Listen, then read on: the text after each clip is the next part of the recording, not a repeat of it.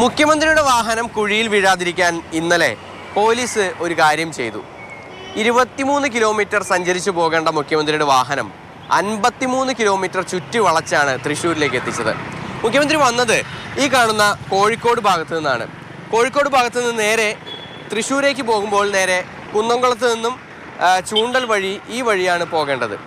അതിന് പകരം അടുത്ത് നമ്മൾ കാണുന്ന ഒരു വഴിയുണ്ട്. ഇത് വടക്കാഞ്ചേരി റോഡാണ്. ഈ വടക്കാഞ്ചേരി റോഡിലൂടെയാണ് മുഖ്യമന്ത്രിയുടെ വാഹനം ഇന്നലെ വഴിതിരിച്ചു വിട്ടത്. ഏകദേശം 23 കിലോമീറ്ററാണ് സാധാരണഗതിയിൽ രാമനിലയത്തിലേക്ക് ഇവിടെ നിന്നുള്ള ദൂരം. അതുവഴി പോവുകയാണെങ്കിൽ 53 കിലോമീറ്റർ പോകണം. കുഴി ഒഴിവാക്കാൻ 20 കിലോമീറ്റർ ചുറ്റി വളച്ച് മുഖ്യമന്ത്രിയുടെ വാഹന വ്യൂഹം പോലീസ് വഴിതിരിച്ചു വിട്ടു. എന്നാൽ കുന്നംകുളത്ത് നിന്ന് തൃശ്ശൂരേക്ക് സാധാരണക്കാരെല്ലാവരും പോകുന്ന വഴി കുന്നംകുളം, ചൂണ്ടൽ, കേച്ചേരി എല്ലാം താണ്ടിയുള്ള വഴിയാണ്. ആ വഴി അതീവ ശോചനീയാവസ്ഥയിലാണ്. ആ വഴിയിലൂടെയാണ് ഇന്ന് നമ്മുടെ യാത്ര.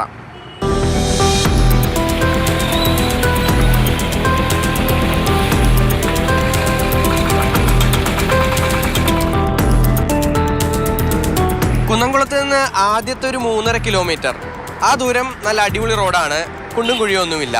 പക്ഷേ ഇവിടെ നിന്ന് അങ്ങോട്ട് ഇനി ഈ റോഡിൻ്റെ രൂപം മാറും, ഭാവം മാറും.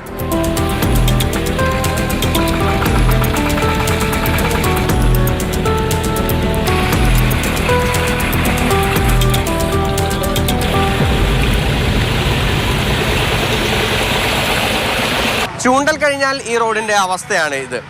അതായത് കുന്നംകുളം ഭാഗത്തു നിന്നും തൃശ്ശൂരേക്ക് വരുന്ന പ്രധാന റോഡ്, അതിനോടൊപ്പം തന്നെ കോഴിക്കോട് ഭാഗത്തു നിന്നെല്ലാം എല്ലാ വണ്ടികളും സാധാരണഗതിയിൽ ഇതിലൂടെ തന്നെയാണ് പോകാറുള്ളത്.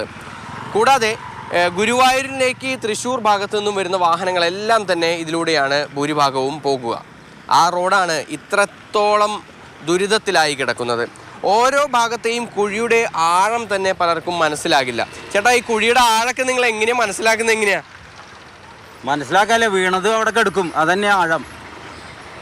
അതാണ്, വീണ് കഴിഞ്ഞാൽ അവിടെ കിടക്കുമ്പോൾ അപ്പം ആഴം മനസ്സിലാവും. അതാണ് ഈ പ്രൈവറ്റ് ബസ്സുകൾ ഉൾപ്പെടെ വലിയ പ്രതിഷേധത്തിലാണ്. അതായത് ഇതിലൂടെ സർവീസ് നടത്താൻ കഴിയില്ല എന്ന രൂക്ഷമായ പ്രതികരണങ്ങളാണ് പ്രൈവറ്റ് ബസ് ഡ്രൈവർമാരും ഉടമകളുമെല്ലാം തന്നെ ഇപ്പോൾ മുന്നോട്ട് വെച്ചിരിക്കുന്നത്. അതിനോടൊപ്പം തന്നെ പല വിധത്തിലുള്ള പ്രതിഷേധങ്ങളും ഈ ഭാഗത്ത് നമുക്ക് കാണാൻ കഴിയും.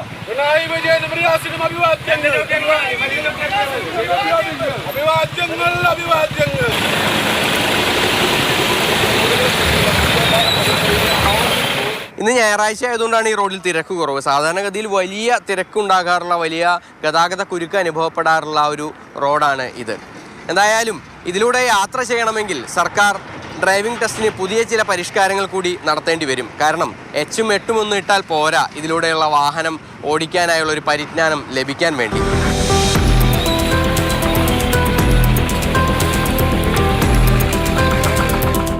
കുന്നംകുളത്ത് നിന്ന് 12 കിലോമീറ്റർ മാറി മുണ്ടൂരിൽ എത്തിക്കഴിഞ്ഞാൽ നല്ല കോൺക്രീറ്റ് റോഡ് ആരംഭിക്കുകയായി. ഈ നിലവാരത്തിൽ ഈ റോഡ് കുന്നംകുളം, കുറ്റിപ്പുറം വരെ എല്ലാം തന്നെ പണിയാൻ വേണ്ടിയാണ് പദ്ധതി ഇട്ടിരുന്നത്. പക്ഷേ വർഷങ്ങളായി ഈ പദ്ധതി ആരംഭിച്ചിട്ട് ഇതുവരേക്കും അത് പൂർത്തിയായിട്ടില്ല.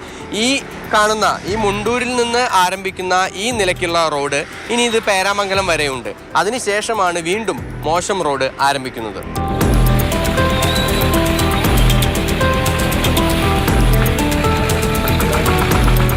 ഇരുപത് കിലോമീറ്ററിലധികം സഞ്ചരിച്ച് അങ്ങനെ തൃശ്ശൂർ നഗരത്തിലേക്ക് ഞങ്ങൾ പ്രവേശിക്കുകയാണ്.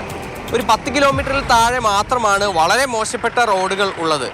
പ്രിയപ്പെട്ട മുഖ്യമന്ത്രി, താങ്കൾ ജനങ്ങളുടെ ഈ ദുരിതം നേരിട്ട് അറിയേണ്ടതായിരുന്നു. പ്രതിഷേധങ്ങൾ ഭയന്നുകൊണ്ടോ മുഖ്യമന്ത്രിയുടെ വാഹനം കുഴിയിൽ വീഴുമെന്ന് ഭയന്നുകൊണ്ടോ പോലീസ് താങ്കളെ വഴിതിരിച്ചു വിട്ടു. ഇനിയെങ്കിലും ഞങ്ങൾക്ക് ഇതിൽ നിന്ന് ഒരു മോചനം ഉണ്ടാകുമോ എന്നാണ് ഇപ്പോൾ ജനങ്ങൾ ചോദിക്കുന്നത്. മണികണ്ഠനൊപ്പം MS ലിഷോയ്, മാതൃഭൂമി ന്യൂസ്, തൃശ്ശൂർ.